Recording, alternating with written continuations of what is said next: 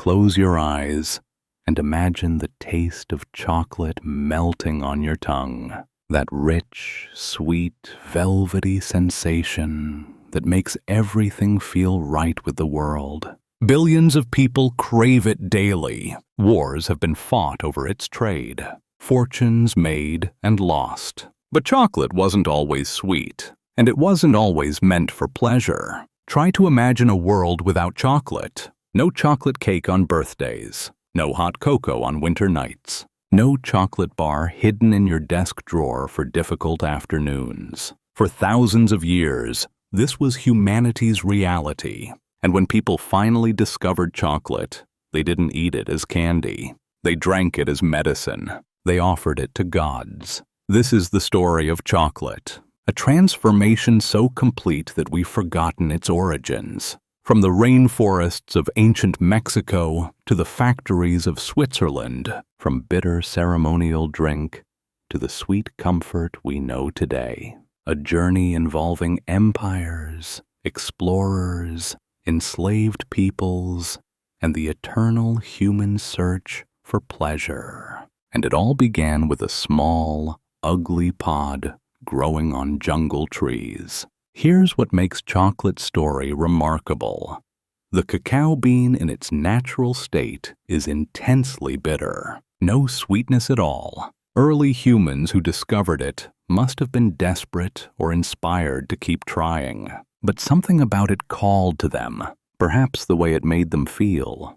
Alert, energized, almost euphoric. They couldn't know they'd discovered a chemical called theobromine, the food of the gods. The Maya were the first we know of to cultivate cacao, as far back as 1500 BCE. They didn't just grow it, they revered it. Cacao trees were sacred, believed to be a bridge between earth and heaven. The Maya created elaborate ceremonies around the chocolate drink they called chocolha, bitter water, dark, frothy, spiced with chili. Nothing like what we know today. In Maya temples, priests prepared chocolate for the most important moments: births, deaths, marriages, coronations. The preparation itself was ritual. They poured the liquid from great heights to create foam. The foam was considered the most sacred part, capturing the essence of the gods. Only royalty and priests drank chocolate regularly. For common people, it was reserved for special ceremonies. Cacao beans became so valuable, they served as money. A rabbit cost 10 beans, a slave 100. Counterfeiting was a serious problem.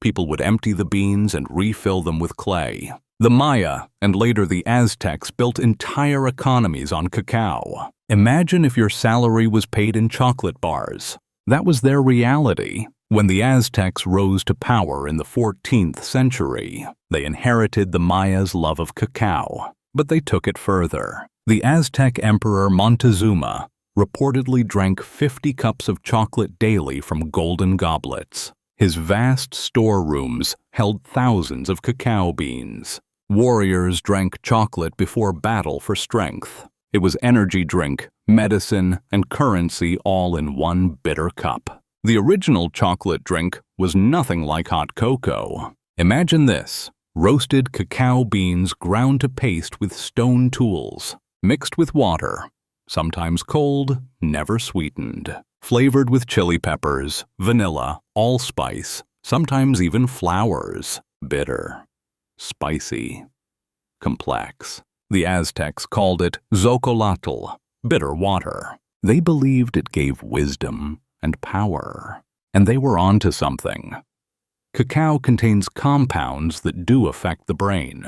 In Aztec mythology, the god Quetzalcoatl brought cacao to humans from paradise. It was a gift, too precious for mortals, stolen from the gods. Every time someone drank chocolate, they were tasting divine knowledge. When the Aztecs sacrificed to their gods, chocolate was essential, the drink that connected earth to heaven, human to divine. It wasn't indulgence, it was communion. In 1502, Christopher Columbus encountered cacao beans on his fourth voyage. He saw natives trading them, but dismissed them as almonds. He had no idea what he was looking at. 20 years later, Hernán Cortés understood better. He saw how the Aztecs valued these beans above gold. Cortés sent cacao back to Spain, along with conquered Aztec gold. The chocolate age in Europe was about to begin, but we must speak the truth. Chocolate's journey to Europe was soaked in blood and suffering. The Spanish conquest devastated indigenous populations. Forced labor in cacao plantations killed thousands. The chocolate that delighted European aristocracy was harvested by enslaved hands. This bitter truth shadows chocolate's sweet story. Every pleasure we enjoy today stands on this painful history we cannot ignore. In Spain, nuns in monasteries began experimenting with chocolate. They added something the Aztecs never had: sugar. Cane sugar from the Caribbean mixed with bitter cacao created something entirely new. They tried cinnamon instead of chili. Vanilla remained. The result was still dark and rich, but now it had sweetness. This was the moment chocolate began its transformation from ceremonial drink to indulgent treat. For a century, Spain kept chocolate secret, a luxury reserved for royalty. But secrets leak. By the 1600s, chocolate houses opened in London, Paris, Vienna. European aristocrats sipped sweetened chocolate from delicate porcelain cups. It became fashionable, expensive, a status symbol. Ladies held chocolate parties. Kings gave it as diplomatic gifts. Chocolate was becoming what it had always been for the Aztecs, a marker of power. As centuries passed, scientists began studying chocolate. They discovered why it affects us so powerfully. Cacao contains over 300 chemical compounds. Theobromine stimulates the heart and mind. Phenylethylamine, the same chemical our brains release when we fall in love. Anandamide, which creates feelings of bliss. Chocolate wasn't just delicious, it was chemistry. Natural mood enhancement wrapped in a bean. The 1800s brought revolution.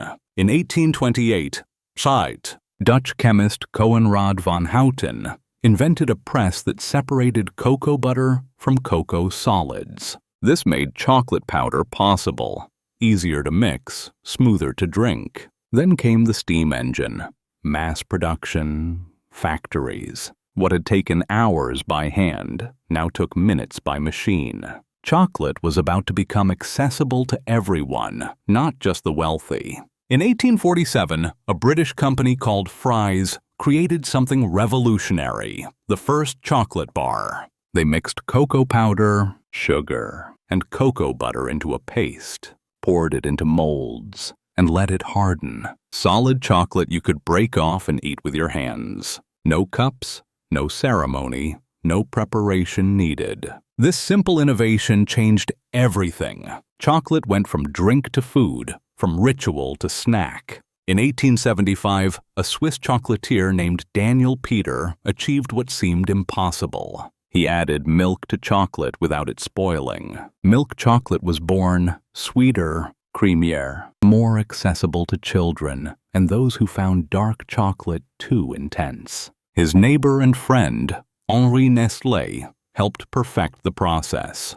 Together they created the chocolate most of the world knows and loves today. The bitter Aztec drink had traveled far indeed. By the early 1900s, chocolate factories dotted Europe and America. Hershey, Cadbury, Lindt, names that would become household words. Assembly lines churned out chocolate bars by the thousands. What the Aztec emperor once hoarded in palaces now sat in every corner store. A treat once reserved for gods and kings became available to a factory worker, a child, anyone with a few coins. Democracy, wrapped in foil. Chocolate even went to war. During World War II, both sides included chocolate in soldiers' rations. It provided quick energy, lifted morale, reminded them of home. The Hershey Company created special military bars that wouldn't melt easily. Chocolate became comfort in the darkest times. When peace returned, chocolate became celebration. Birthday cakes, holiday treats, gifts of love. It marked our happiest moments and sustained us through our hardest. Today, chocolate is a $100 billion global industry. Over 7 million tons produced annually. The world eats so much chocolate that cacao farmers in West Africa, Latin America, and Asia work constantly to keep up with demand. Switzerland alone consumes about 20 pounds of chocolate per person each year. That's about 1 chocolate bar every 3 days. The Aztecs could never have imagined such abundance. But we must face difficult truths. Much of the world's cacao is still harvested by impoverished farmers, sometimes by children who should be in school. The forests where cacao once grew wild are disappearing, cleared for more plantations. Climate change threatens cacao trees themselves. Our sweet pleasure continues to have bitter costs. The question we face now: can we enjoy chocolate ethically? Can we honor its gift without exploitation? There is hope. Fair trade chocolate ensures farmers receive living wages. Sustainable farming practices protect forests and biodiversity. Some companies work directly with cacao farmers, building schools, improving conditions. Certifications like Rainforest Alliance guide conscious consumers. When we choose ethical chocolate, we vote with our purchases. We can break the chain of exploitation. We can make chocolate's future as sweet as its taste. The choice is ours. Why do we love chocolate so deeply? Scientists continue discovering answers. Chocolate melts at exactly body temperature. That smooth sensation on your tongue is perfectly engineered by nature. It releases serotonin and endorphins in our brains, natural happiness chemicals. The combination of fat, sugar, and those mysterious cacao compounds creates what researchers call chocolate cravings. We're not weak-willed. We're responding to millions of years of evolution, telling us this food is special. Think about the role chocolate plays in your own life. Birthday cakes shared with family. Valentine's chocolate expressing what words cannot. Hot cocoa on winter evenings that warms more than your body. The chocolate you hide in your desk for difficult days. It's more than food. It's comfort, celebration, connection. It marks our rituals and soothes our sorrows. In this, we're not so different from the Aztecs who saw divine meaning in every sip. From the rainforests of ancient Mexico to your kitchen cupboard. What a journey chocolate has made. From bitter ceremonial drink offered to gods to sweet comfort offered to ourselves. From currency worth more than gold to affordable pleasure anyone can enjoy. Through conquest and innovation, through darkness and light, chocolate has been transformed. But perhaps its deepest magic hasn't changed. The way it makes us feel. That moment of simple sweetness that makes life a little better. Tonight, somewhere, a child tastes chocolate for the first time, eyes widening with wonder. Someone gives chocolate as a gift, saying, "I love you," without words. Someone breaks off a piece to share, creating a moment of connection. Chocolate has become a universal language, understood in every country, speaking directly to something fundamental in us. The need for sweetness, the desire for pleasure, the simple joy of a flavor that makes us smile. As you drift towards sleep tonight, remember, every chocolate you've ever tasted carries this entire history. The Aztec priests who first blessed cacao trees, the Spanish nuns who added sweetness, the innovators who made it solid, the farmers who tend the trees today. Every bite connects you to thousands of years of human ingenuity and desire. You're part of chocolate's story too, and what a sweet story it is. Rest now. Tomorrow, When you taste chocolate, maybe in your morning coffee, maybe as an afternoon treat, maybe as dessert after dinner, you'll remember this story. You'll taste not just sweetness, but centuries. Not just pleasure, but perseverance. Not just chocolate, but humanity's endless creativity in pursuit of joy.